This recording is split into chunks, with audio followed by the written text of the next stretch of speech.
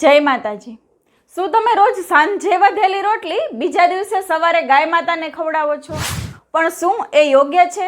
જો તમે આ કરતા હોય તો આ વિડીયો ખાસ તમારા માટે જરૂરથી જોજો અને પૂરો જોજો, અને આ વિડીયોને શેર જરૂરથી કરજો।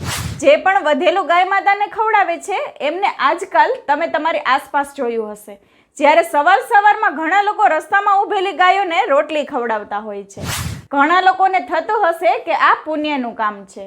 પુણ્ય એ છે કે સવારની પહેલી રોટલી તમે ગાય માતાને ખવડાવો, પરંતુ આ એ રોટલી હોય છે જે પોતાના ઘરેથી વધી હોય છે। જો આ રોટલીઓ ખવડાવીને તમે પુણ્ય માનતા હોય તો આ પુણ્ય નથી પણ પાપ છે, કારણ કે વધેલું ક્યારેય ગાય માતાને ના ખવડાવાય, કારણ કે ગાય માતાની અંદર 33 કોટી દેવી દેવતાઓ વાસ કરે છે અને આપણે તેમને વાસી ભોજન આપીએ છીએ, તો આ કોઈ પુણ્ય નથી।